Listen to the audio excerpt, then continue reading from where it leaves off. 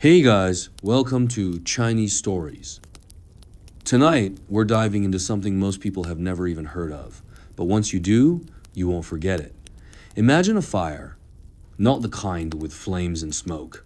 This one is quiet, invisible. It doesn't burn pages to ash, but it erases words from memory. It doesn't smell like smoke, but it leaves the air heavy with silence.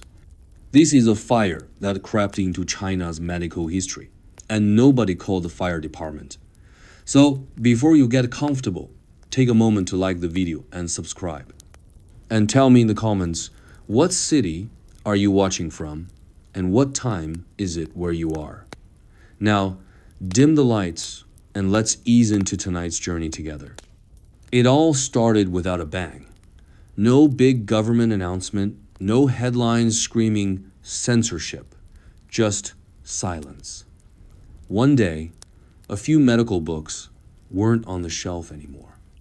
Not in libraries, not in bookstores, not even online. And weirdly, nobody talked about it. Not doctors, not academics, not even the people who used to swear by those old cures. But something had changed. A quiet purge had begun, not of people, but of knowledge. In China, medicine is a two-lane road. On one side, you have Western medicine, hospitals, surgery, antibiotics. On the other, traditional Chinese medicine, herbs, acupuncture, balance of qi. For thousands of years, they coexisted, sometimes clashed, but mostly danced around each other. Until someone, somewhere, decided that one side had to go. And they didn't do it with violence. They just stopped printing the books. This isn't a conspiracy theory. This is about real prescriptions, ancient formulas, tested over generations, just vanishing from official records. The kind your grandmother used to boil for you when you had a cough. The kind a village doctor knew by heart. The kind that could actually save a life in places where Western hospitals were too far, too expensive, or too late. Now, they're called unverified, unsafe, or simply not encouraged. But who decides that? That's the strange part. Many of these decisions weren't made by doctors. They were made by committees, bureaucrats, sometimes even market consultants. People who didn't understand herbs, but definitely understood what kind of medicine makes more money or causes less trouble. And the doctors, the ones who noticed, they were told to stay quiet, or else, not in a dramatic, you'll be arrested kind of way.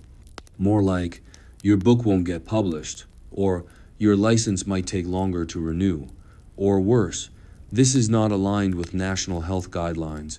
That line alone can bury a whole medical practice. But the scariest part?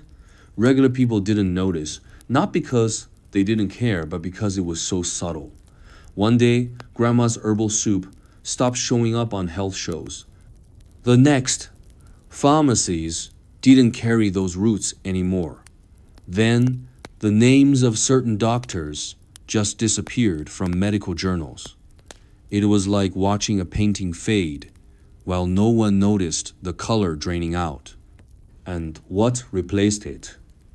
Standardized pills, plastic-wrapped wellness, health apps, Western-style diagnosis. None of that is bad, but when it becomes the only option, you have to ask, what are we losing in the process? This wasn't just about books. It was about erasing a way of thinking, about healing, about illness, about the body. In TCM, everything is connected. Your liver talks to your lungs. Your emotions affect your organs. But in this new system, only what can be measured is real. Everything else, folklore, superstition, not worth keeping. But here's a thought. If something survives for over 2,000 years, is it really just folklore, or is it knowledge we don't fully understand yet? It started small. A few missing books. Then a few more. Some titles you'd expect in any traditional clinic just gone. No reprints, no explanations. Like they never existed. People thought it was just old inventory, maybe out of print. But in certain circles, whispers started about unofficial blacklists, about books being discouraged from circulation, about publishers quietly told not to touch certain manuscripts. No fire, no arrests, just a quiet erasure. These weren't fantasy novels or political essays. These were medical texts. Some were centuries old, written by physicians like Li Shijian or Sun Simiao. Others were modern interpretations of ancient methods. Books that taught you how to balance internal heat, cool the liver, calm the heart. Step-by-step formulas for curing things like chronic cough, fatigue, digestive issues, things modern hospitals often give up on, and they were disappearing. Even the people selling herbs noticed. People used to ask for Wuling San or Ban Xia Ho Putan, one shop owner whispered. Now, they don't even know those names. Not because the herbs stopped working, but because younger generations never saw them in textbooks, on shelves, or in online health advice. Once they're gone from culture, they're gone for real. Why would anyone do that? Well, follow the money. Traditional medicine is cheap. The ingredients are mostly plants. You can grow them, buy them locally. Some treatments cost less than a bottle of soda. Now compare that to hospital visits, lab tests, patented drugs, imported pills. The more standardized medicine becomes, the more it can be controlled, priced, taxed, and sold. Herbal cures, too unpredictable, too individual, not scalable. And then there's control. Western medicine is centralized. Diagnosis, treatment, procedure. Traditional Chinese medicine. It's intuitive, personalized, rooted in how your body feels, not just what a test says. That kind of system is hard to regulate, hard to file into neat insurance codes, hard to fit into a one-size-fits-all model. To some, that's dangerous. To others, it's freedom. But let's be real, some of those ancient texts are hard to read. The language is poetic. The logic is circular. They talk about wind and phlegm and qi like they're actual ingredients. To a modern reader, it feels like reading magic spells. That makes it easy to dismiss, easy to say it's outdated. But just because something sounds different doesn't mean it doesn't work. We forget that the Newton practiced alchemy, that aspirin came from willow bark, that ancient doesn't mean wrong. The real question is, why not let both systems exist? Why not give people the choice to combine herbs and pills, acupuncture and scans? Why erase something that's helped millions survive before modern medicine even existed? Some doctors try to push back quietly. They teach students off the record, share PDFs of banned books, hide rare texts behind locked cabinets. One herbalist even printed old formulas under a fake cooking recipe blog just to keep them alive online. Sounds dramatic? Maybe. But when knowledge becomes illegal, even preserving it becomes an act of rebellion. And the scary part? Most people didn't even realize it was happening. The silence worked. Nobody marched. Nobody protested because nobody noticed. That's what makes this fire different. It didn't burn fast. It burned slow, quiet, in the dark. And the prescriptions that vanished, they weren't just recipes. They were lifelines for migraines that don't respond to painkillers, for insomnia that resists melatonin, for chronic illnesses with no name, no cure, no hope. These were the formulas people turned to when everything else failed, and now they're missing from the shelves. Not because they were useless, but because they weren't profitable. Let's talk about power. Not the loud kind, with shouting and fists, but the kind that hides in plain sight, in committee rooms, behind guidelines, inside policy adjustments. That's where this story really starts heating up. Because when traditional remedies began disappearing, it wasn't nature, chance, or public demand that made it happen. It was a decision. Somewhere, someone decided what counts as real medicine and what doesn't. Here's a wild thought. What if your access to healing isn't based on science or evidence, but on politics, image, and control? Sounds dramatic, right? But that's exactly what started happening when certain agencies began reclassifying traditional Chinese prescriptions as unscientific, anecdotal, or unsupported. Once those labels were stuck on, the doors began closing, quietly, one by one. Imagine this. You're a respected herbalist. You've treated thousands of patients with success. You're not selling snake oil. You're applying generations of knowledge. But then, the local health bureau tells you this formula isn't approved anymore. Or, you need a new certification to use that herb. Or, worse, your clinic license renewal is mysteriously delayed. You're not being punished openly, but you're being squeezed, slowly. Some doctors fought back by trying to provide proof. They submitted case studies, data, patient histories, but the bar for proof kept moving. Western drugs need lab tests. Chinese medicine suddenly needed double-blind clinical trials with placebo controls. Fair? Maybe. But here's the twist. The resources to conduct those trials, also controlled by the same agencies that already decided TCM was outdated. A perfect loop. Even when certain remedies worked for real people in the real world, it wasn't enough. One doctor treated over 3,000 chronic asthma patients using a classic herbal combo. His success rate was impressive. Patients begged for it. But the moment the media tried to report on it, the article was pulled offline. Why? Unverified information. Even truth has to be approved first. And let's not ignore another force in play, image. China has long been caught in the tug of war between preserving its traditions and appearing modern to the world.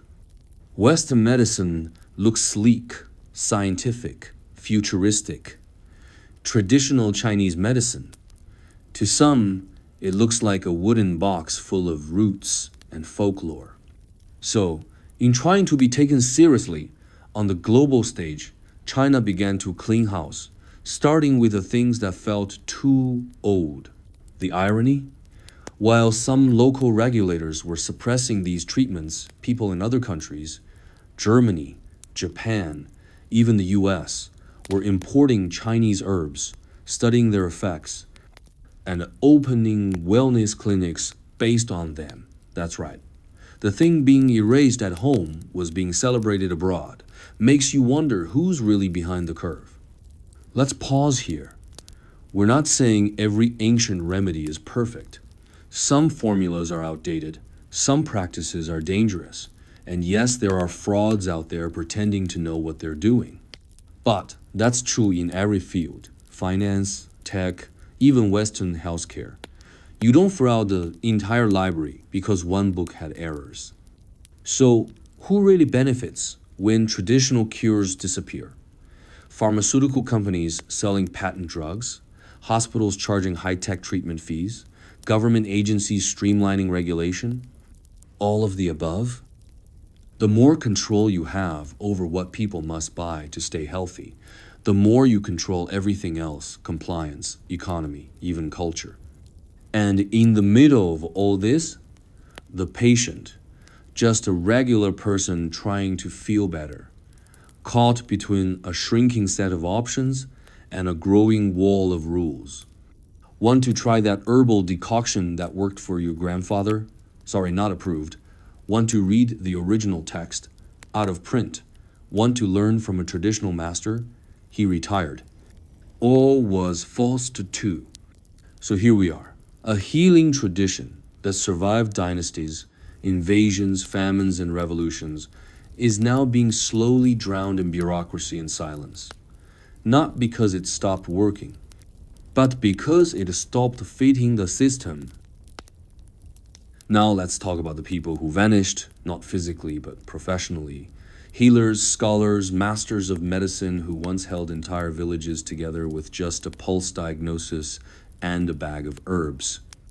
They didn't disappear in dramatic ways. No scandals, no courtroom dramas, just stopped being mentioned. Invitations stopped coming. Articles stopped being published. Their names faded from journals. Their faces no longer appeared on health talk shows.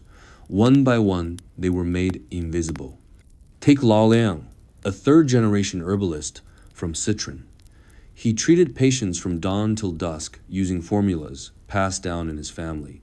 People traveled for hours to see him. Local hospitals even referred difficult cases to his clinic. But 1 year, his license wasn't renewed. No explanation. Just an official notice. Your practice no longer meets modern medical standards. Overnight, his life's work became illegal. No malpractice, no patient complaints, just policy. Or Yi Shi Chen, who spent decades researching how classical formulas could treat autoimmune diseases. Her clinic had hundreds of case files with documented recoveries. She tried to publish her findings. The journal rejected it. Lack of scientific methodology. When she spoke about her work at a public seminar, her university issued a warning: avoid promoting non-standard treatments. She stopped talking. Eventually, she stopped treating. This wasn't a purge with headlines. It was an administrative erasure. These doctors weren't discredited, they were disqualified. And once they were out, younger practitioners got the message. Stick to the script, don't ask questions, and definitely don't reference books not on the approved list.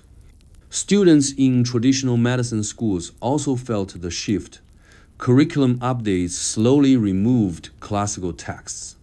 Teachers were told to modernize their lectures. Clinical training focused more on lab tests than tongue diagnosis. Some students didn't even learn how to prepare a real herbal decoction. They graduated without ever boiling a formula, only memorizing it for exams. Can you imagine a chef who's never cooked? The most tragic part? These old-school doctors didn't want fame or money. They just wanted to help. They'd grown up watching herbs heal when pills didn't. They knew the formulas inside out. But the system no longer had a place for them. Healing was no longer enough. You had to fit into the mold. Some tried to go digital, uploading videos, writing blogs, teaching online. But even there, the rules followed them. Their content got flagged, medical misinformation. Their platforms demonetized them. Comments were disabled, accounts shadow banned, all under the banner of public health. Were they always right? Of course not. No medical tradition is flawless. But these were voices worth hearing. And silencing them didn't just hurt them. It hurt everyone who might have benefited from what they knew. One anonymous doctor posted this online before his account was deleted. A formula that works for 10,000 people will still be banned if one committee decides it's not modern enough. But what about the 10,000? Don't they matter? It's a haunting question, because this isn't just about medicine, it's about memory. When you silence the people who carry ancient knowledge, you don't just lose treatments, you lose language, stories, perspective, the wisdom of a different way of seeing the human body, of healing not just illness, but imbalance. And the worst part? Most of them didn't fight back, not because they agreed, but because they knew once the system turns silent, speaking out just makes you disappear faster. So they folded their robes, closed their clinics, and watched a lifetime of knowledge fade like mist. This isn't a cautionary tale from a faraway past. This happened, and for every healer we can name, there are dozens we never even knew existed, whose work vanished without a trace, taking their formulas, their patience, and their faith in the system with them. Some books don't get banned with big red stamps. They just disappear quietly. You search for them at a library and the staff says, "We don't carry that anymore." You check online and it's marked out of print. Ask around in bookstores, blank stares. And if you dig deeper, really deeper, you'll find whispers that those books weren't just lost, they were removed. Let's say you're looking for Tangtou Gejue, a centuries-old book that literally turns herbal formulas into songs. Easy to remember, powerful to apply. For generations, it helped students memorize life-saving treatments. Not anymore. Most modern TCM schools don't even mention it. It's being replaced by textbooks with clinical charts, standardized procedures, and updated terminology. On the surface, it looks like progress, but it's not evolution. It's elimination. And then there's 温病调变, a classic text dealing with epidemic fevers. Guess what? During COVID, some doctors wanted to use formulas from it. But many of the herbs listed weren't approved under national health guidelines. Some were marked not recommended. Others simply weren't available in pharmacies. You can't treat patients with what you're not allowed to touch, or even mention it's not just about availability, it's about legitimacy. When a book disappears from libraries, it disappears from the conversation.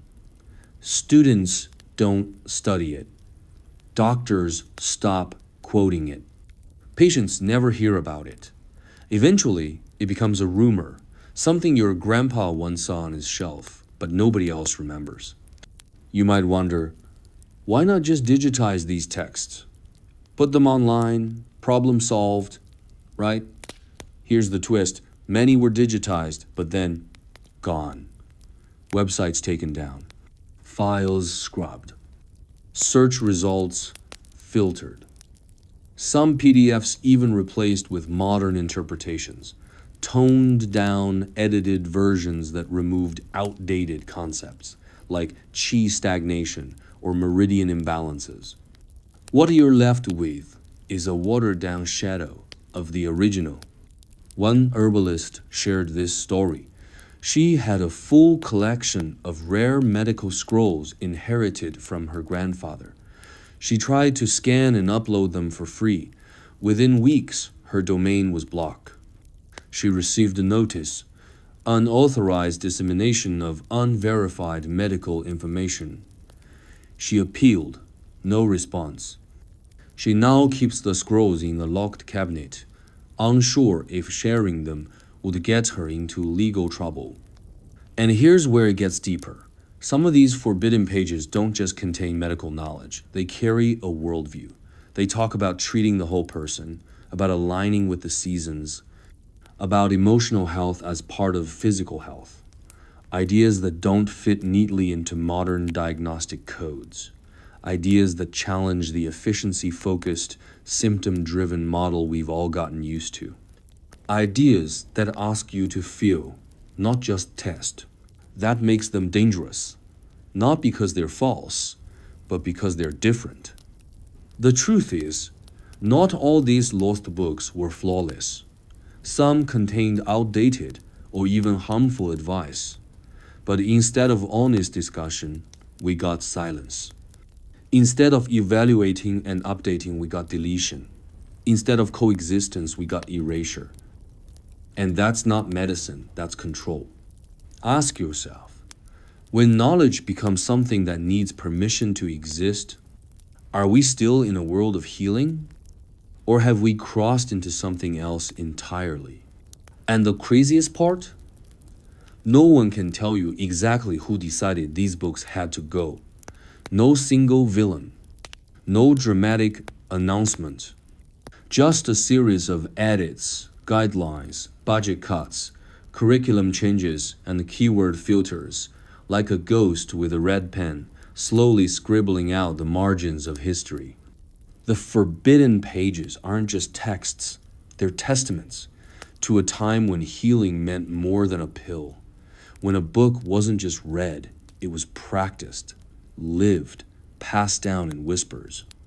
Now, all that remains are fragments, and the people who still remember, fewer every year. There was a time, not that long ago, when saying, "I believe in traditional Chinese medicine," was enough to get you labeled as old-fashioned, irrational, or even unpatriotic. Strange, right? In the country where it was born, where it healed emperors and farmers alike for over 2,000 years, speaking up for TCM suddenly felt unsafe. It wasn't illegal. No one came to your door. But people started lowering their voices when they talked about it. Medical professors began avoiding TCM topics in lectures unless they were quoting approved studies. Celebrities who once swore by herbal therapy stopped posting about it. News anchors who once mentioned acupuncture in glowing terms quietly shifted to promoting new biotech treatments. The shift wasn't loud, but it was real. A TCM doctor once said, "The hardest part wasn't losing access to herbs. It was watching people pretend they never believed in them to begin with." So, what caused this silence? One word: pressure. From policies, from institutions, from a culture that suddenly decided modern meant Western, and anything else was unscientific. Of course, no one wanted to be seen as backward, especially not young doctors trying to build careers. They learned fast, stay in line, use the right words, avoid controversy. And that meant distancing themselves from TCM, even if their own grandparents were healed by it. Even social media wasn't safe. Posts about traditional remedies would quietly stop getting engagement. Hashtags would vanish. Comments would be turned off. In some cases, entire accounts were frozen for violating medical guidelines. You could share photos of your lunch, your cat, or your gym workout, but not the old soup recipe your aunt used to cure migraines. That was unverified content. Public health forums began avoiding TCM discussions altogether. Panels about national health care no longer included herbalists. Research funding dried up. Entire academic departments were restructured, some rebranded with vague names like integrative wellness, carefully omitting any mention of traditional anything. And people noticed, not just doctors, but patients, those who relied on herbs for chronic conditions, started asking, why can't I find this formula anymore? Pregnant women who used to trust certain tonics were told, we don't recommend that now. Cancer patients searching for supportive treatments were told, stick to the official protocol. The unspoken message, trust only what's approved, even if it doesn't work for you. Of course, some of this came from a good place. Public health matters, and safety should come first. But it reached a point where even asking questions was risky. A university student wrote a research paper comparing the effectiveness of a classic TCM formula with a Western drug. The paper was rejected, not for its methods, but for lack of alignment with institutional direction. Think about that. Not wrong, just misaligned. That's how silence spreads, not through fear, but through subtle pressure. People don't want to risk their jobs, or their reputation, or their ability to publish. So they choose the safest path. Say nothing, support nothing, remember nothing. But here's the irony. Outside of China, traditional Chinese medicine was thriving. Hollywood stars endorsed it. Wellness centers in Europe adopted it. Scientific journals in the US began publishing studies about acupuncture's impact on pain management. The very thing being suppressed at home was being validated abroad. And yet, back in its birthplace, practitioners who once carried this knowledge with pride began hiding it. Some deleted their blog posts.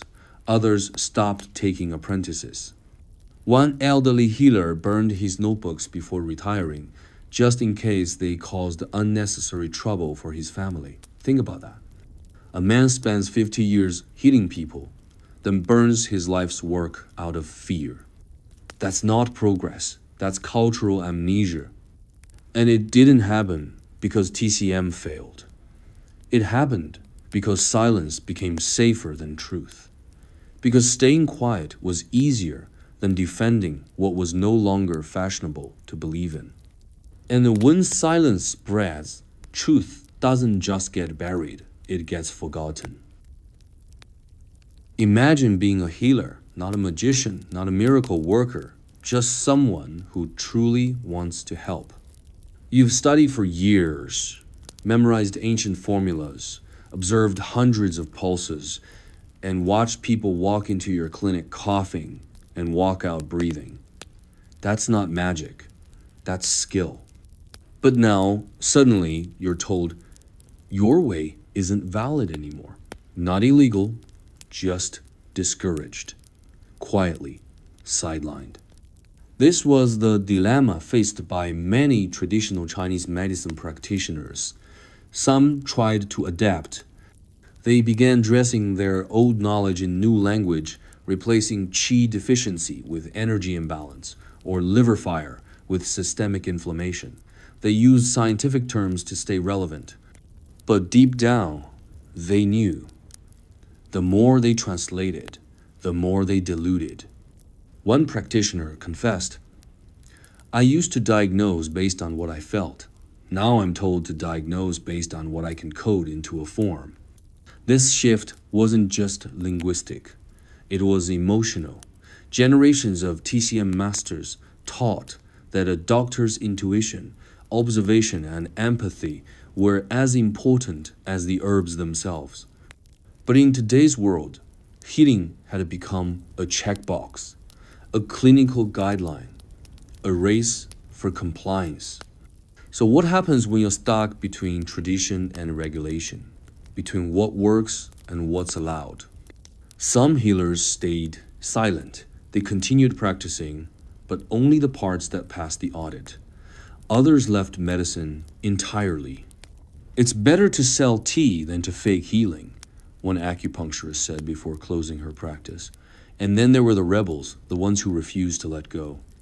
They found ways to survive. Some offered herbal consultations for wellness only, careful to avoid the word treatment.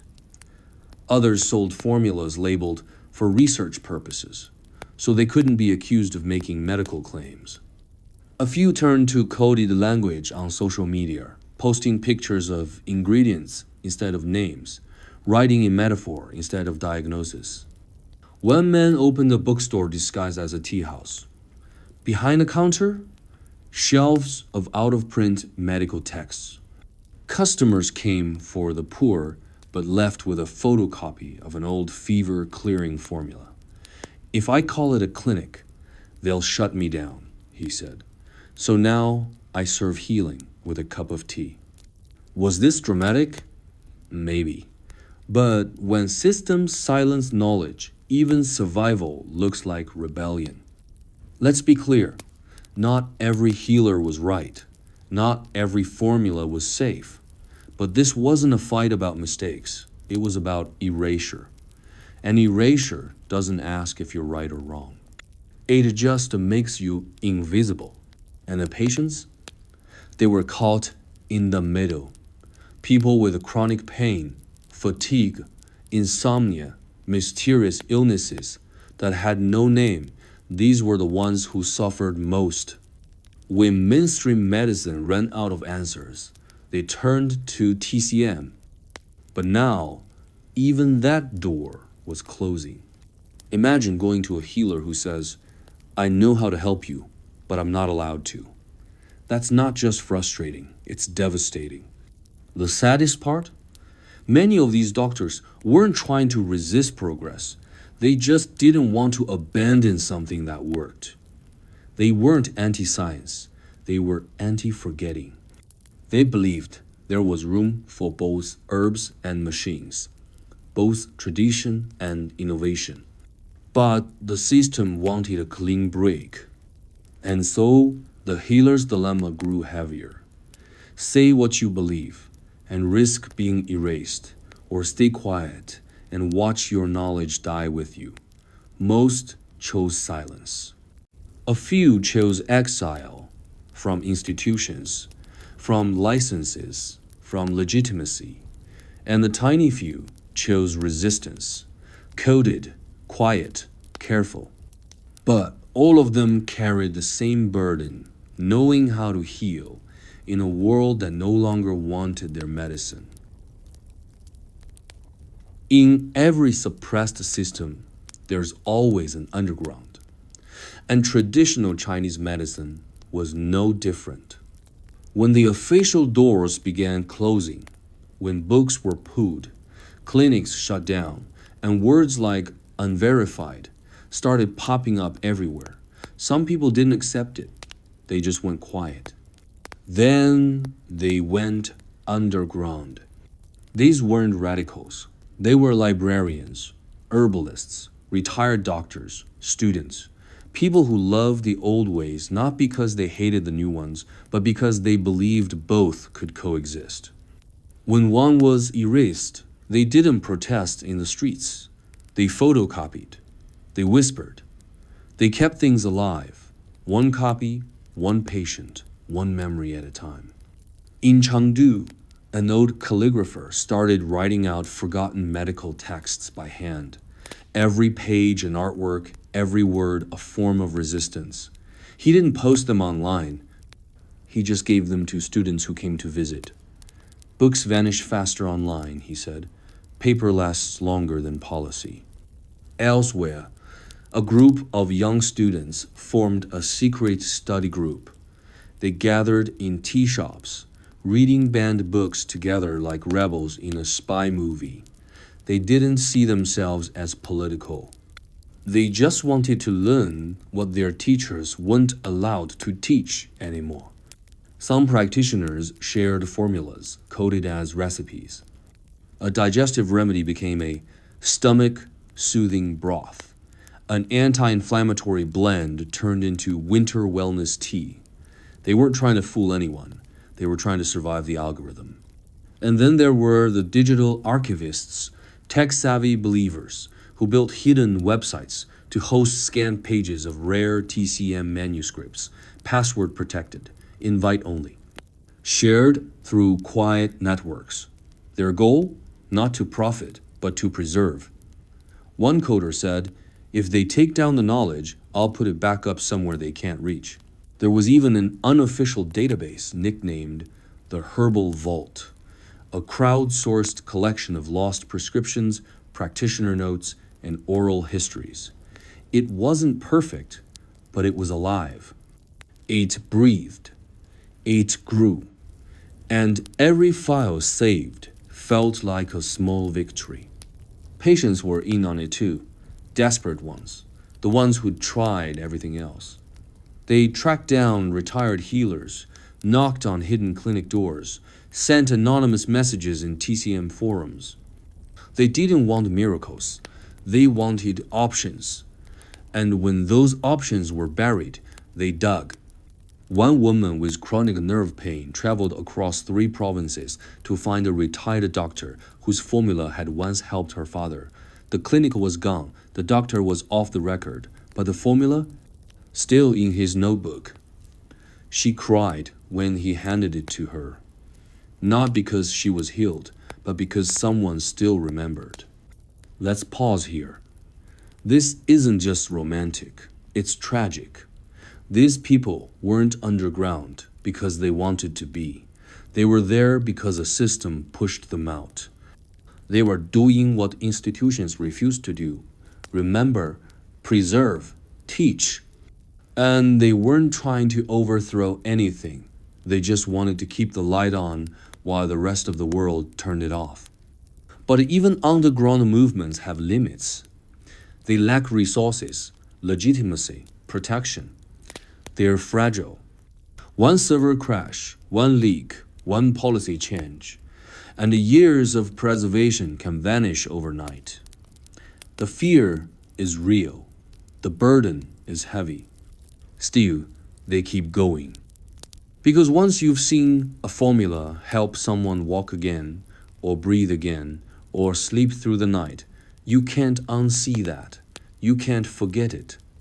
And you definitely can't accept that such knowledge should disappear because it doesn't fit someone's spreadsheet. The underground doesn't want attention, it just wants time. Time to protect what's left. Time to pass it on. Time to prepare for the day when maybe, just maybe, these forbidden remedies won't be forbidden anymore. Until then, they hide in plain sight, between teacups, in handwritten notes, inside stories whispered from one healer to another. So here's the final question, the one that's been lingering beneath every story, every erased book, every silenced doctor. Who's afraid of real medicine? Not fake cures, not snake oil, but actual, time-tested, patient-proven remedies that have kept people alive for centuries. Why would anyone want those gone? The answer isn't simple, but it's not that mysterious either. Real medicine that actually works doesn't always come in a shiny package. It doesn't always have a patent. It doesn't need billion-dollar marketing campaigns or expensive machinery. Sometimes it's just a root, a leaf, a broth passed down from your grandmother. And that kind of medicine, it can be owned, it can be trademarked, and that makes it a threat. A threat to systems that profit from sickness. A threat to industries built on dependency. A threat to the idea that healing must always be high-tech, high-cost, high-control. Let's be honest, there's a lot of money in not curing people. Chronic illnesses, recurring symptoms, endless checkups, these keep the wheels turning. But a traditional formula that clears a problem in a week, that's not good business. That's good medicine. And that's exactly the problem. You see, real medicine is inconvenient because it empowers people. When you understand your own body, when you can recognize imbalance before it becomes disease, when you have access to simple, affordable treatments, you rely less on institutions. You become harder to control. You become inconvenient. And inconvenient knowledge tends to get buried. But there's something else too, something deeper, almost psychological. TCM doesn't just treat the body, it treats the worldview. It tells you the universe is in balance, that your emotions matter, that your liver can hold anger, and your lungs can carry grief, that health is not a number, but a relationship with yourself, your food, your environment. That kind of perspective is hard to measure, hard to regulate, hard to monetize. It doesn't fit the charts. It doesn't care about quarterly reports. And so it's easier to dismiss it as unscientific, safer to frame it as cultural nostalgia, cleaner to replace it with something more sterile, more streamlined, more saleable. But here's what history teaches us. What gets buried doesn't always stay buried. Knowledge has a funny way of resurfacing. People talk, books survive, cures travel. One person tells another, and suddenly the flame is lit again. Quiet, maybe, but burning. Even now, there are signs of reawakening. Young people rediscovering herbalism, foreign researchers studying acupuncture with serious respect, clinics blending Eastern and Western approaches, not out of trend, but out of necessity. The underground is becoming less underground because the truth never disappears. It just waits for a moment, for a question, for someone to say, I remember.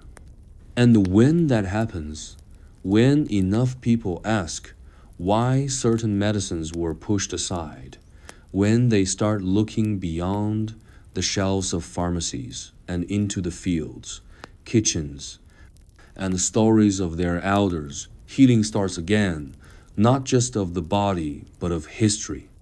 So who's afraid of real medicine? Anyone who profits from forgetting you're still here. Good. That means something in this story touched you, even just a little. So before we say goodnight, let's slow things down. Take a breath. Let the noise fade out for a moment. Tonight, we've wandered through quiet erasures, unspoken rules, and memories held in whispers. We've met doctors who dared to remember, patients who searched in silence, and pages that refused to be forgotten. And maybe now, you see, this wasn't just about medicine. It was about truth. About who gets to keep it and who gets to tell it. Maybe you're lying in bed right now, listening with your eyes closed. Maybe it's past midnight where you are and the world around you has gone quiet. That's perfect. Because in the stillness, stories speak louder. And somewhere out there in the dark, an old healer is still grinding herbs. A student is still copying a lost formula by candlelight. A mother is still passing down the soup recipe that kept her child warm through winter. Truth doesn't disappear. It rests. So sleep easy tonight. Let what you've heard drift through you, not as a warning, but as a reminder. The past isn't gone. It's just waiting for someone to remember.